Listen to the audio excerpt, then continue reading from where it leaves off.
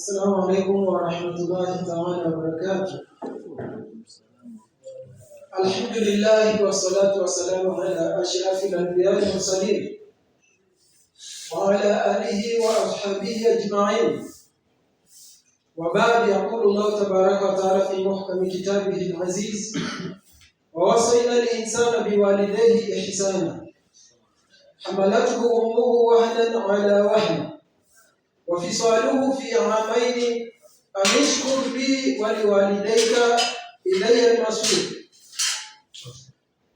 ويقول النبي صلى الله عليه وسلم: ألا أنبئكم بأكبر الكبائر الإشراك بالله وعقوق الوالدين وشهادة الزور. ويقول النبي صلى الله عليه وسلم أيضا في حديث آخر: كل الذنوب يؤخر الله منها ما شاء إلى يوم القيامة إلا عقوق الوالدين فإن الله يعجل لصاحبه العقوبة في الحياة قبل الممات. صدق الله العلي العظيم وبلغ رسوله النبي الكريم، ونحن على ذلك من الشاهدين والشاكرين، والحمد لله رب العالمين. رب اشرح لي صدري ويسر لي أمري واحلل عقدة من لساني يفقه قولي. Baada ya kumshukuru Mwenyezi Mungu Subhanahu wa Ta'ala na kumtakia amani mtume wake mtukufu Muhammad sallallahu alaihi wasallam, awalan lazima tuwe ni wenye kushukuru Mwenyezi Mungu Subhanahu wa Ta'ala kwa neema ambazo kwamba ametupatia. Na katika miongoni mwa neema ambazo kwamba tumepata ni kwamba amejalia katika masiku yetu, katika kila wiki kuna siku ambayo kwamba wanazuoni wameita kwamba ni Eid kwa Waislamu, na hatuna budi kumshukuru Mwenyezi Mungu Subhanahu wa Ta'ala kwa neema kama hii. Ingawaje tutakuwa wenye kushukuru kwa neema zingine zote, yani ni lazima ushukuru kila neema, iwe ni kubwa, iwe ni neema ndogo, iwe ni neema umeipata zamani, iwe ni neema ambayo kwamba uipata sasa, basi itakuwa lazima uwe ni mwenye kushukuru. Na ndiyo pale tunasema kwamba ukiwa ni mwenye kumshukuru Mwenyezi Mungu Subhanahu wa Ta'ala kwa neema zake, utapata ya kwamba faida hairudi kwa Mwenyezi Mungu Subhanahu wa Ta'ala, bali faida yarudi kwa nini? Yarudi kwa wewe mwenyewe ambao kwa mwenye kushukuru. Kwa kuwa Mwenyezi Mungu hahitaji chochote kutoka kwa yeyote. Sisi ndio wenye kuhitajia kwa Mwenyezi Mungu Subhanahu wa Ta'ala. Na ndio tunaona ilipokuja katika Qur'ani Mwenyezi Mungu Subhanahu wa Ta'ala atuambia: la in shakartum la azidannakum, hakika mkishukuru basi la azidannakum, nitawazidishia. Sasa unaona kwa Mwenyezi Mungu atuambia tukishukuru atatuzidishia. Kwa hivyo neema ya kushukuru inarudi kwetu sisi. Na ndio wanazuoni wanasema pia miftaha ya kupata ziada katika neema ni kushukuru ile neema. Ingawaje wanazuoni wameeleza kwamba shukrani si ulimi peke yake. Kwa namna watu watakaposhukuru, iwe ni kwa kushukuru kwa ulimi ama ni kwa kushukuru kwa kutumia ile neema namna ambayo Mwenyezi Mungu atakayoitumie, basi tutapata kwamba faida yake, bila kuzingatia umeshukuru kinamna gani, utakuta faida yake inarudi kwako wewe ambao kwamba ni mwenye kushukuru. Kwa hivyo ndio kila tukianza hotuba ya Ijumaa tukumbushana ya kuwa lazima tuwe tutashukuru neema za Mwenyezi Mungu Subhanahu wa Ta'ala. Na tukishukuru kwamba ni ibada, tumeshukuru, na kwamba faida itakuwa kama nilivyotangulia kusema, faida itakuwa imerudi kwetu sisi. Tukiingia katika mada ya Ijumaa leo ya hotuba, tumependa kuzungumzia masala yanayohusiana na haki za wazazi. Haki za wazazi wawili. Utaona katika Qur'ani Mwenyezi Mungu Subhanahu wa Ta'ala alipoiteremsha Qur'ani, aliteremsha ayati kwamba Qur'ani nzima kwamba ni sheria.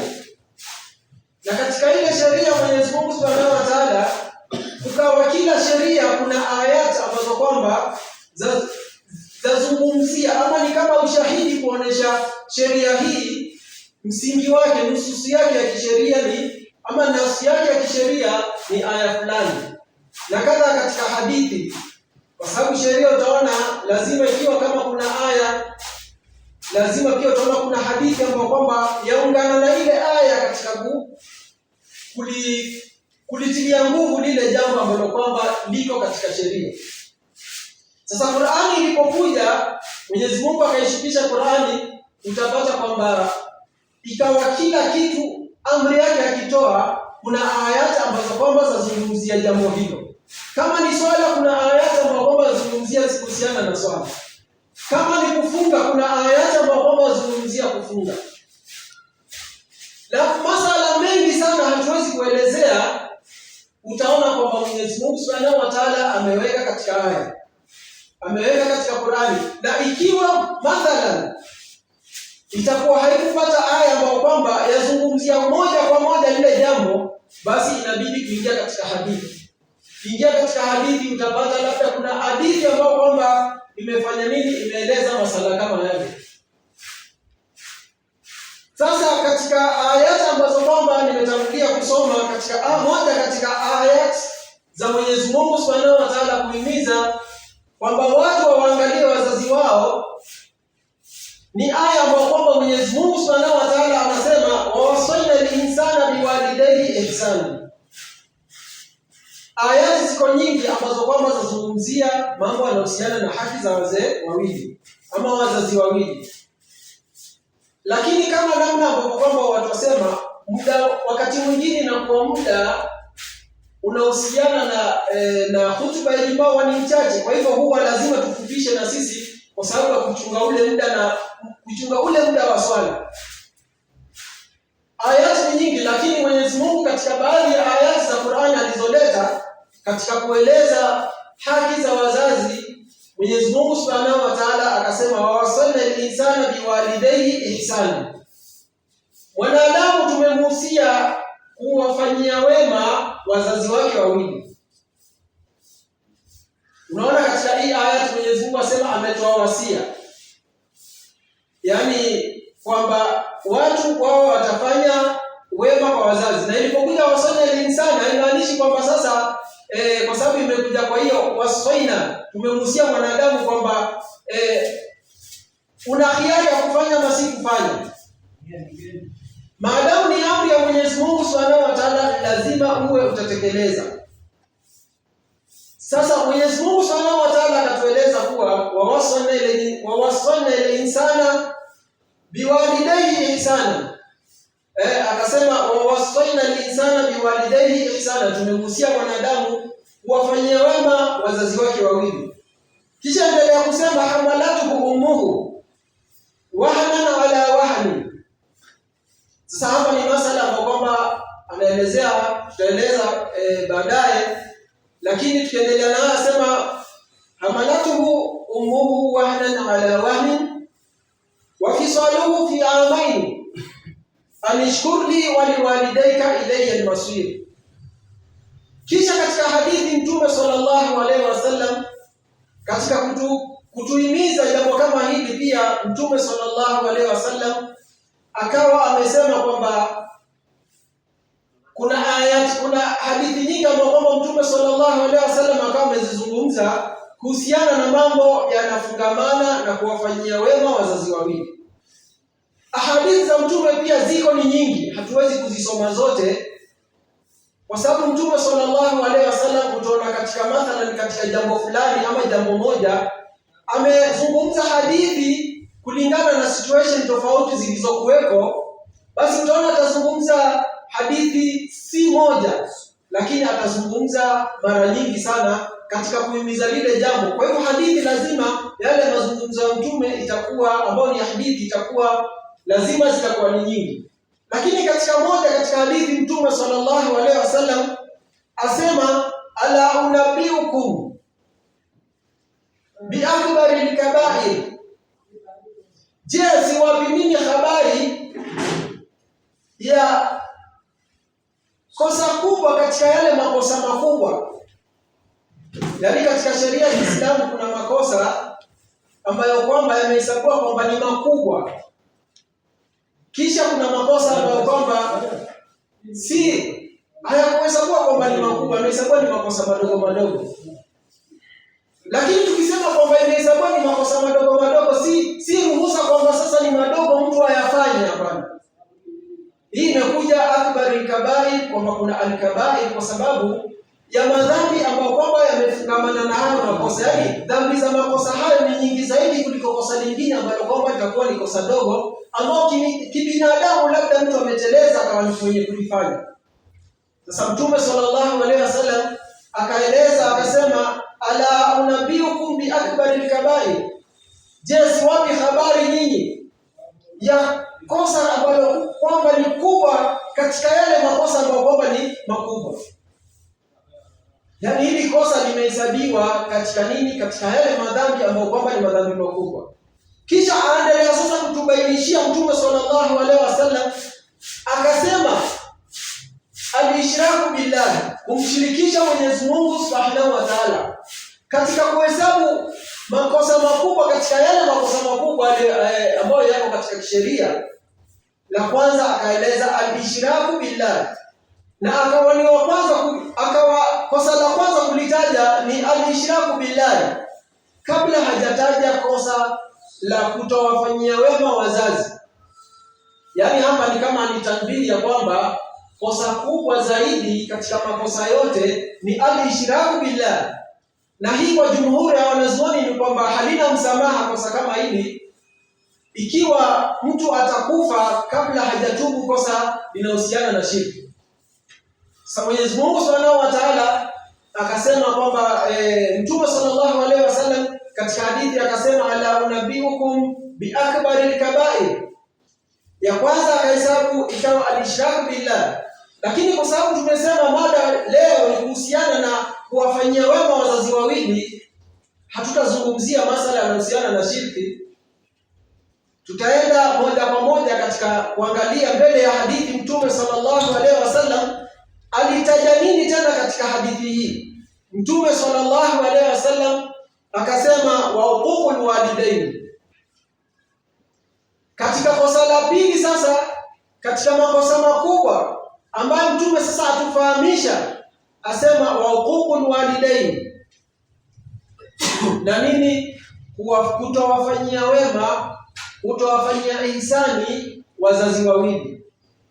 Kisha la tatu akasema wa shahadatu zur. Sasa nimeeleza kwamba katika hadithi kwamba kwa sababu mada tunazungumzia wazazi wawili, utaona katika hadithi hapa, tukichagua hadithi hii tuipata kwamba Mtume amezungumzia mambo matatu. La kwanza ikawa ni shirki, la pili ambao kwamba ndio mada yetu, uququl walidain. Tukiendelea katika hadithi nyingine, Mtume sallallahu alaihi wasallam katika kuonesha ubaya na uovu wa mtu kutowafanyia wazazi wake neema, kutowafanyia wazazi wake ihsani, Mtume sallallahu alaihi wasallam atuambia, kullu dhunub, kila dhambi yuakhiru Allah, Mwenyezi Mungu Subhanahu wa Ta'ala huchelewesha minha, katika dhambi hiyo, mashaa ila yaumil qiyamati, namna atakavyo mpaka siku ya kiyama.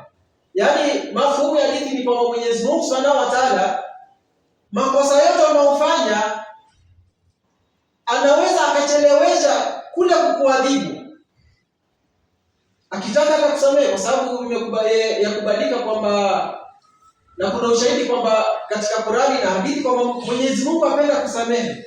Lakini hadithi yatuonyesha kwamba Mwenyezi Mungu Subhanahu wa Ta'ala kupitia mtume wake atueleza ya kwamba kila dhambi Mwenyezi Mungu azachelewesha adhabu yake ila yaumil qiyama, aweza kuchelewesha mpaka siku ya kiyama, akawa ndio atakupatia ile iqabu ambayo kwamba inahusiana na ile dhambi ambayo kwamba umefanya.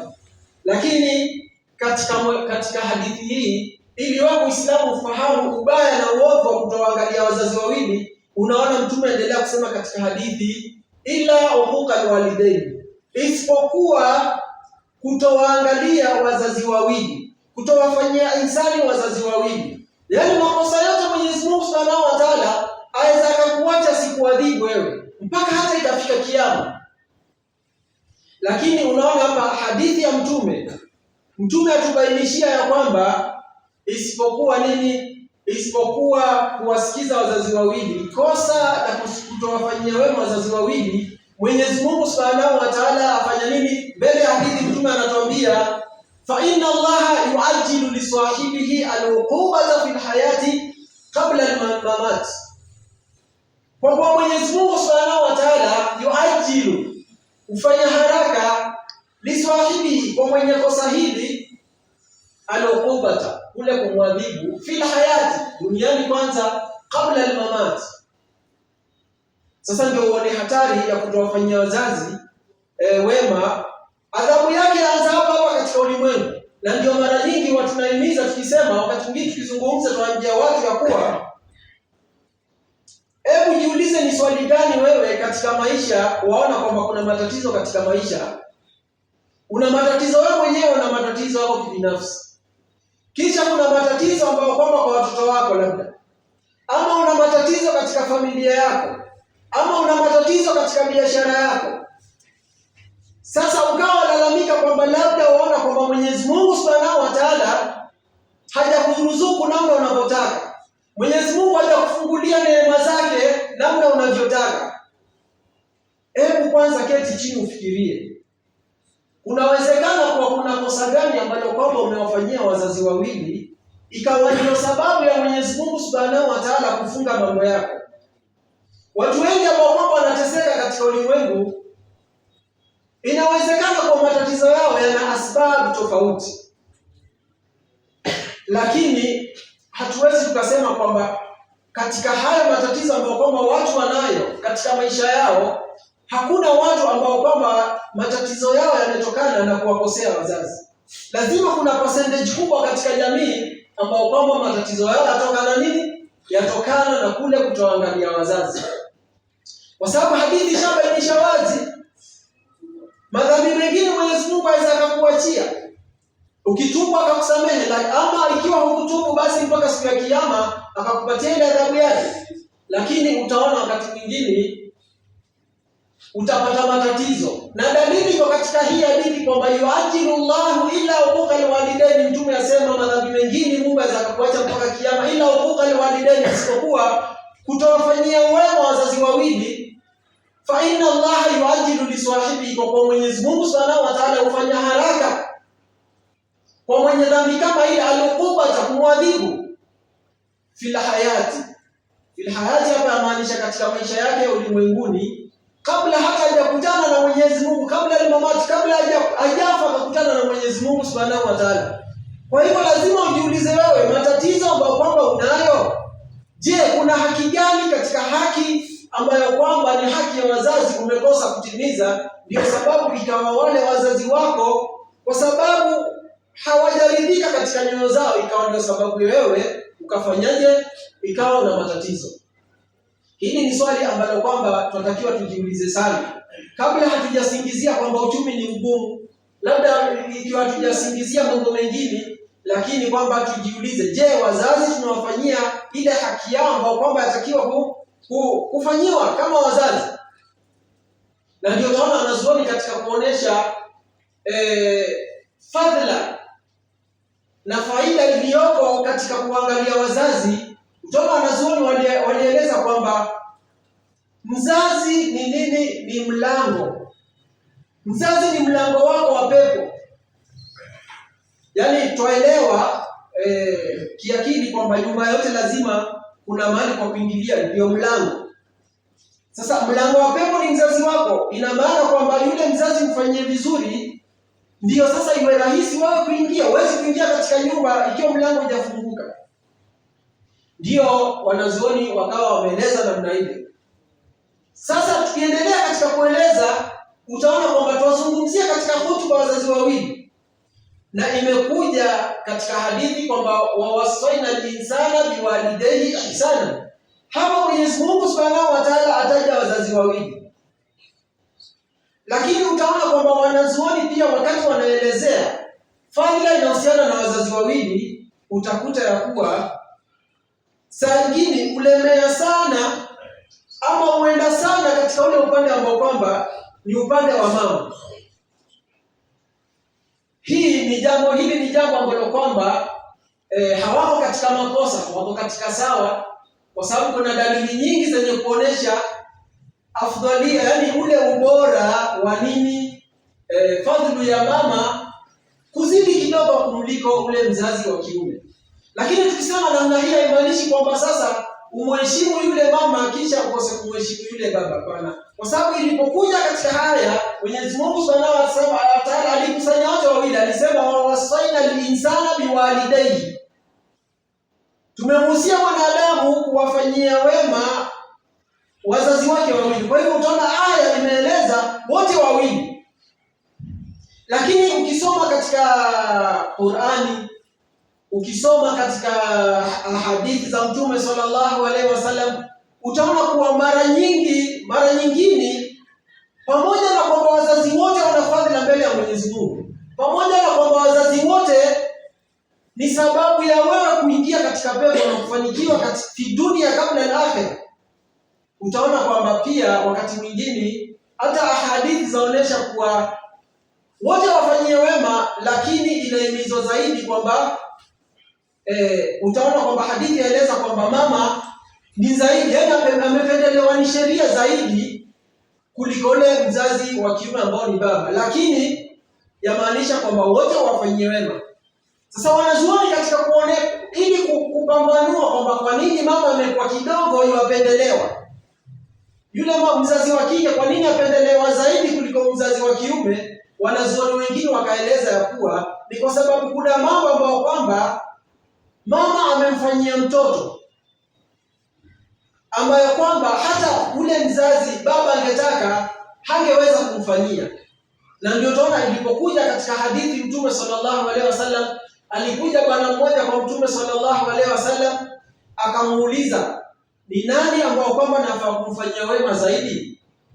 Mtume sallallahu alaihi wasallam katika mara ya kwanza akamwambia ummuka, kisha yule mtu akamuuliza thumma man, kisha nani mwingine? Mtume akamwambia tena kwa mara ya pili ummuka, mamako. Kisha yule mtu akauliza thumma man, kisha nani ambao kwamba nafaa kumfanyia wema katika hao wazazi wawili? Kisha akamwambia nini? Mtume bado akamjibu ile mara ya tatu akamwambia ummuka, mamako. Kisha yule bwana hakutosheka akamuuliza tena Mtume sallallahu alaihi wasallam thumma man, kisha nani? Ndio akasema abuka. Unaona sasa mara tatu kila huyu mtu akitaka kujua kutoka kwa Mtume information inahusiana na kwamba amfanyie nani wema katika wazazi, basi Mtume akawa mtajia mama yake, mara ya kwanza mama, mara ya pili mama, mara ya tatu mama, kisha ile mara ya nne ndio sasa akamtaja baba. Lakini katika kuelewa hadithi tusielewe kwamba baba hana haki, basi iwe haki zote ama mambo yote wamfanyia mamako, kwa sababu wote wawili wamechangia katika nini? Wamechangia, kila mtu ana contribution, ana mchango ambao kwamba amefanya kuanzia wewe kuzaliwa mpaka wewe kufikia pale umefika katika maisha. Kwa hivyo wote wawili wamechangia, lakini ni kwamba hapa Mtume sallallahu alaihi wasallam alikuwa atakapoonyesha kwamba kuna ubora umezidi kidogo kwa yule mama kumshinda yule baba, lakini hufai kufanya tofauti kwa mama umwangalie zaidi kuliko yule mzazi wako ambao kwamba ni babako. Sasa huu bora ulipokuja hapa, utaona kwamba wanazuoni wengine wakaeleza kwamba haya mambo matatu Mtume alisema, alimtajia mara tatu, na wanazuoni wakasema kwamba mama kidogo amependelewa katika kupata ubora zaidi kuliko baba kwa daraja tatu. Basi wanazuoni wakawa wenye kupambanua wakasema ya kwamba hizi daraja tatu zimekuja kwa sababu kuna mambo ambayo kwamba yule baba hata angetaka kufanya au atamfanyia yule mtoto hangeweza yeye, kulingana na vile Mwenyezi Mungu Subhanahu wa Ta'ala alivyoweka mambo yake katika kupangilia mambo ya maisha ya mwanadamu. Sasa wanazuoni wengine wakaeleza wakasema, jambo la kwanza ni katika kule kufanyaje, kule kumlea, kumbeba yule mtoto katika tumbo. Utaona kwamba mama ndio mwenye kubeba ule ujauzito. Sasa daraja ya kwanza iliyomfanya kidogo akamshinda yule baba ni kwamba yeye ndio amepata kazi ya kubeba yule kijana miezi 9 katika tumbo lake. Sasa hata ingekuwa wewe baba wataka umbebe yule mtoto, huwezi kumbeba, kwa sababu kulingana na maumbile Mwenyezi Mungu Subhanahu wa Ta'ala alipomuumba mwanaume ni kwamba yeye hana uwezo wa kubeba ujauzito. Kwa hivyo hii ikawa kidogo imezidi fadhila kwa yule mama kuliko yule baba. Kisha jambo la pili ambalo kwamba wanazuoni wakaeleza, wakasema kwamba jambo la pili ni kwamba kule kufanyaje kumnyonyesha yule mtoto. Na la kwanza ambalo kwamba tumezungumzia, utaona hata katika aya tuliyozungumzia Mwenyezi Mungu aliposema wawasaina al-insana biwalidayhi ihsana, tumemuhusia mwanadamu kuwafanyia wema wazazi wake wawili. Utaona ukiendelea katika aya, unaona Mwenyezi Mungu Subhanahu wa Ta'ala amezungumza maneno ambayo kwamba katika maneno hayo amtaja mzazi wa kike. Aendelea kusema katika aya, hamalatuhu ummuhu wahnan ala wahn. Unaona sasa ametaja yule mama pale, mamake amembeba kwa tabu ama dhiki baada ya dhiki, wahnan ala wahn. Mwenyezi Mungu aeleza kwamba yule mama amembeba yule mtoto kisha kwa tabu juu ya tabu nyingine. Sasa unaona kwamba tunaposema kwamba ile daraja moja ambayo kwamba mama amemshinda yule mzazi yatokea, hata Mwenyezi Mungu ameashiria katika nini? Katika aya kisha endelea kusema wa fiswaluhu fi amain, ambayo kwamba ndio ile ya tatu ambayo kwamba tufanyaje ile jambo la tatu katika yale mambo matatu. Wanazuoni walieleza kwamba mambo haya yamemfanya mama akapata daraja zaidi kuliko baba. Ni nini? La kwanza tumeeleza ni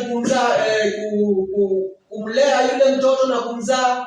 Kisha la pili tumeeleza ni kumnyonyesha, kwa sababu hata mwanaume angetaka kumnyonyesha yule mtoto wake hangeweza kumnyonyesha, kwa sababu kimaumbile, kibiolojia, watoto wanyonyeshwa ni kina mama. Ni kitu ambao kwamba yani kijamii, hata bila kusoma, ni jambo ambalo ni elimu ambao kwamba yajulikana tu, kila mtu ajua. Umeenda university ujaenda, yajulikana kwamba wenye kunyonyesha watoto ni kina mama. Hilo likawa ni jambo la pili. Jambo la tatu ikawa ni yule mtoto kuniniku, kwamba tumeeleza kwanza kubeba katika tumbo, kisha wanazuoni wakaeleza katika kumnyonyesha, kila sasa katika nini kule kumzaa yule kijana. Kwa sababu hata pia inavyojulikana ni kwamba kina mama ndio wanahusiana na mambo yanahusiana na uzazi. Kwa hivyo utaona kwamba hapa Mtume sallallahu alaihi wasallam, Mwenyezi Mungu Subhanahu wa Ta'ala na mtume wake sallallahu alaihi wasallam amehimiza sana kwamba watu wafanyie wema. Lakini tunapoeleza maelezo tulieleza mwanzo, kulingana na kwamba mama kidogo amemshinda baba, ni kwamba wewe usifahamu ya kwamba sasa upendelee sana kumsaidia mamako kuliko babako. Hapana, wote wafanyie wema, kwa sababu Mwenyezi Mungu ametaja wote wawili.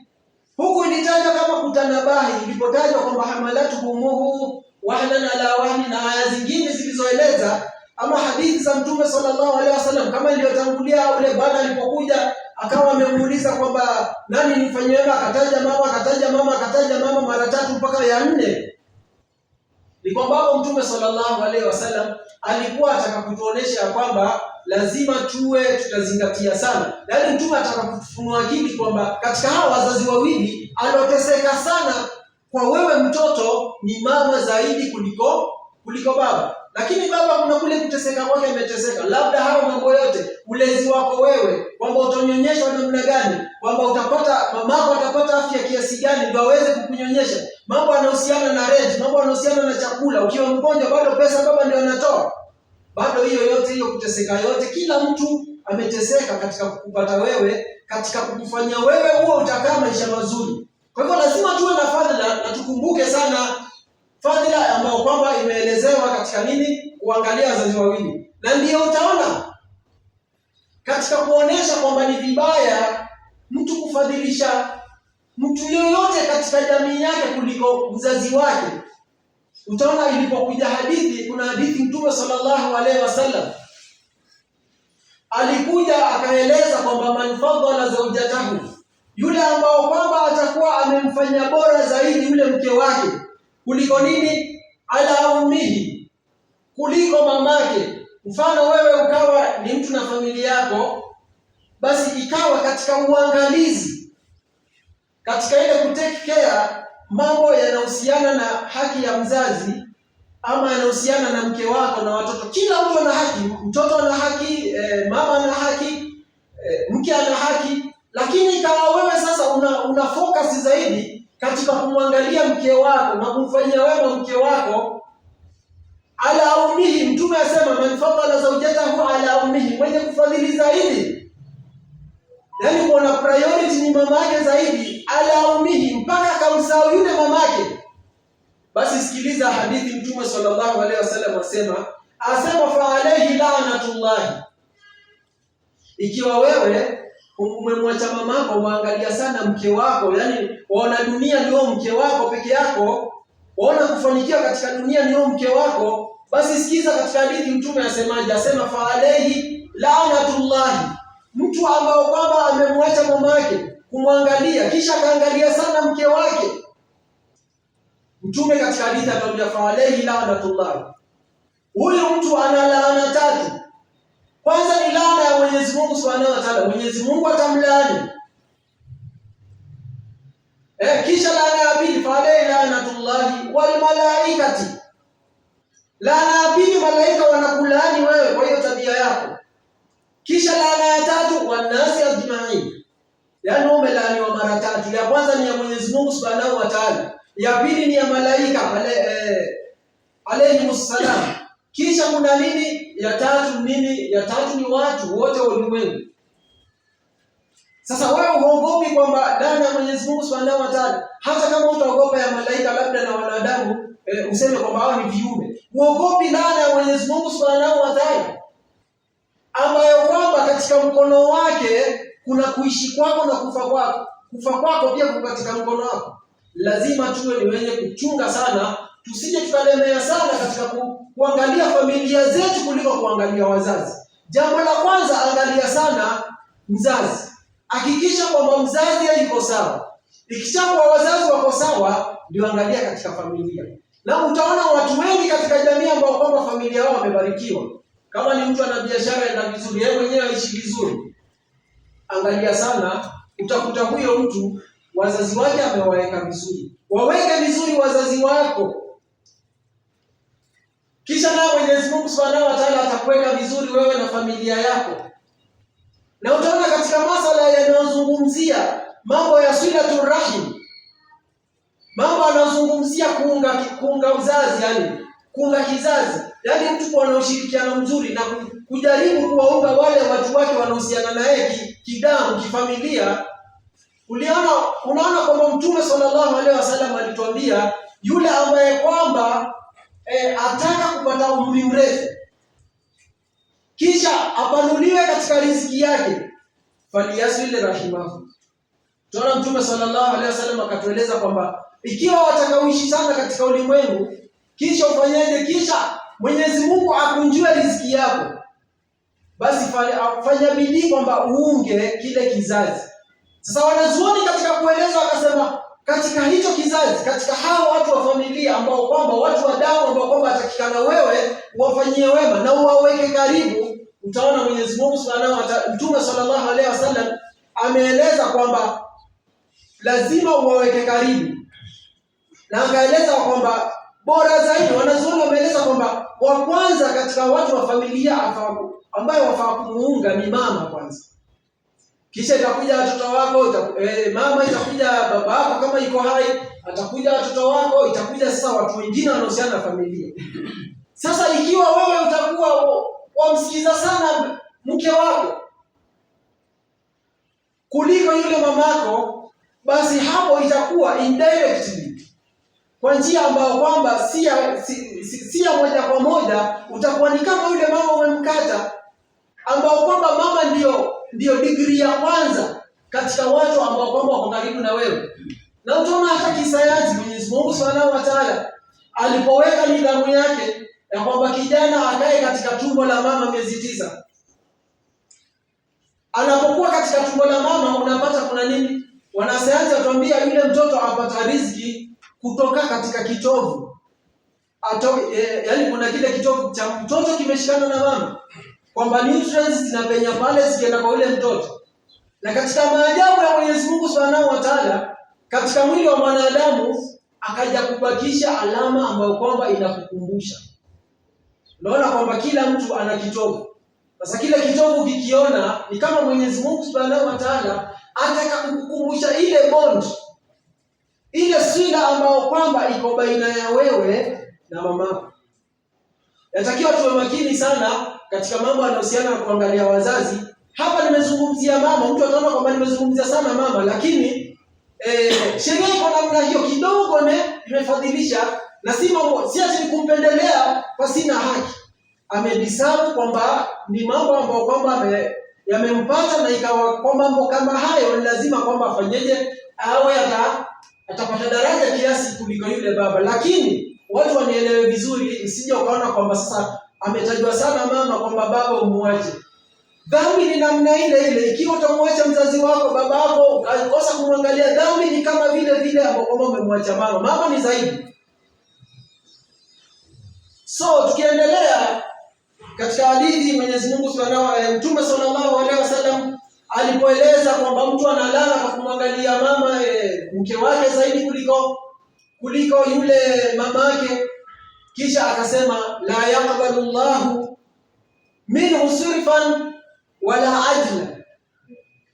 Wewe ikiwa mama yako mwangalie, ikiwa baba yako mwangalie vizuri, basi wewe hata ukifanya katika khairati mambo gani, Mwenyezi Mungu Subhanahu wa Ta'ala kwanza hawezi akakubali. Kwa sababu Mwenyezi Mungu katika kuzungumza aliunganisha ibada yake. Alipotaja ibada yake, utaona katika aya nyingine Mwenyezi Mungu asema waqadha rabbuka alla ta'budu illa iyyahu wa bil walidayni ihsana. Utaona ilipokuja katika aya nyingine Mwenyezi Mungu Subhanahu wa Ta'ala alipotaja ibada yake, kisha jambo la pili alilotaja wa bil walidayni ihsana. Kwa hivyo itakuwaje wewe iwe waamka matahajjud usiku, labda wazidi kutoa masadaka, labda ukosi swala 5 katika msikiti, wafunga Jumatatu na Alhamisi na al-ayyamul bidh bado unafunga, sunna zote za funga wafanya, ukiingia msikitini waswali kablia na baadia zote wazifunga, waamka usiku kuswali, kisha mama yako yualala njaa. Sasa ndio mtaona Mtume sallallahu alaihi wasallam anasema la yaqbalu Allahu minhu sirfan wala adlan illa an yatuba ila Allah azza wa jalla wa yuhsina ilayha. Mwenyezi Mungu hatakubali jambo lolote lako hata kama ni la kheri. Kwa sababu gani? Wawafanyia watu wengine kheri ambao kwamba hata hawana uhusiano na wewe kidamu, ni uhusiano tu kwamba wao ni Waislamu kama wewe, ama ni hata kama si Waislamu, uhusiano wako ulioko nao ni kwamba wao ni binadamu kama wewe. Kisha umemwacha yule ambao kwamba kwa sababu yake ndio Mwenyezi Mungu ndio muumbaji, lakini kwa ajili yake ndio umekuja katika ulimwengu. Na umemwacha baba yako ambao kwamba ameingia tabu katika malezi yako, kisha utawafanyaje wema? Hata kiakida hikubaliki. Wafanyaje wema watu ambao kwamba hawakuhusu wewe, hawana manufaa zaidi kwako wewe, hawawezi kwa sababu ya kuingia katika pepo kuliko wazazi wako. Kisha wewe iwe utafanya khairati zingine, utatoa sadaka, utafanyaje? Sasa ndio Mtume katika hadithi anatuambia Mwenyezi Mungu la yaqbalu Allahu minhu sirfan wala adlan illa an yatuba ila Allah azza wa jalla wa yuhsina ilayha au wa yuhsina ila ummihi. Lazima wewe utafanya ihsani kwa mamako. Kisha asema ikimalizia hadithi wayatlubu ridhaha. Mwenyezi Mungu Subhanahu wa Ta'ala, ikiwa una tabia kama hii ya kuangalia sana familia yako kuliko wazazi wako, basi Mwenyezi Mungu amekulaani, malaika wamekulaani, kisha nani? Ya tatu tunaambiwa hata watu ulimwenguni wamekulaani. Isipokuwa labda na ukubaliwi chochote mpaka utubu kwa Mwenyezi Mungu Subhanahu wa Ta'ala. Sharti ya kwanza. Condition ya pili sasa, ufanyeje? Umfanyie wema yule mama. Kisha ya tatu, utafanyaje? Ya tatu, kisha umuombe radhi. Kwa sababu yaambiwa mzazi yeye kukasirika kwake si lazima atamke. Usingojea kwamba mzazi akuapize, usingojea kwamba mzazi akuombee dua mbaya ndio uone mabaya. Yule mzazi akikaa tu akawa ana huzuni katika moyo wake, akawa ana hasira katika moyo wake, hata kabla hajatamka, basi yeye anatamka na moyo, hata kama hajatamka na mdomo, basi uje utapata matatizo katika dunia wa fil akhirah. Na wanazuoni pia wanaeleza kwamba mzazi si lazima kuombea dua. Hilo ukimfanyia wema kisha akafurahi tu kwamba mtoto wake amemkumbuka, amemfanyia hivi, basi wale wazazi kwa ufupi si lazima wakasirike, wakuombea dua mbaya, wakuapize ndio iwe wewe utapata matatizo. Hapana, kule tu kwa wanadhiki na unaweza kuwasaidia na huwezi kuwasaidia, basi ni matatizo ambayo kwamba atakupata. Na si lazima kwamba wao kuombea dua, hata kule kuwafanyia ihsani Mwenyezi Mungu anaona, yatosha kwamba Mwenyezi Mungu anaona kwamba unawafanyia ihsani. Hata wasipokuombea mambo mazuri, basi utaona kwamba mambo yako yafunguka tu. Kwa hiyo tukimalizia katika hutuba, ili kuonesha umuhimu wa kuwafanyia wema wazazi wawili, tutamalizia na kisa ambacho kwamba kimeelezwa katika Riyadhus Salihin kwamba mabwana watatu walitoka katika kwenda kuangalia mifugo wao. Sasa katika kule kuchunga wale mifugo, wakawa wameenda mbali zaidi, ikawa ile distance walioenda ni mbali zaidi na huku ambao kwamba wametoka. Sasa wakati wanarudi jioni, sasa wamemaliza yale mambo ya kuangalia mifugo yao, wakawa wanarudi sasa nyumbani, wakapiga mahesabu, wakaona kwamba muda unaobakia, usiku umeanza kuingia, na muda unaobakia na ukipima na ule mwendo ambao kwamba tunatakiwa kwenda sisi mpaka tutafika katika majumba yetu, hatuwezi. Na kwenda na usiku nao ni hatari pia. Kwa hivyo ikawa hawezi, basi wakapita mahali wakaona kuna pango, wakaingia wale jamaa watatu, wakaingia katika pango. Walipoingia katika pango ili wajistiri, ikawa sasa mara ghafla lile jiwe likafanyaje? Jiwe likatoka katika pango likafunika ule mlango. Wakawa kwamba hawawezi kutoka katika lile pango. Sasa mmoja katika wale watu watatu akawa amepata fikra, akasema hakika sisi hatuwezi kutoka katika hili tatizo mpaka kila mtu aseme kwa Mwenyezi Mungu Subhanahu wa Ta'ala, ataje amali ambao kwamba katika amali zake zilizopita, katika maisha yake yaliyopita, kila mtu ataje jambo katika mambo hayo, itakuwa ni sababu huenda kwa wema huo Mwenyezi Mungu Subhanahu wa Ta'ala akatutoa katika hii shida ambayo kwamba tuko nayo. Kila mtu alizungumza yake.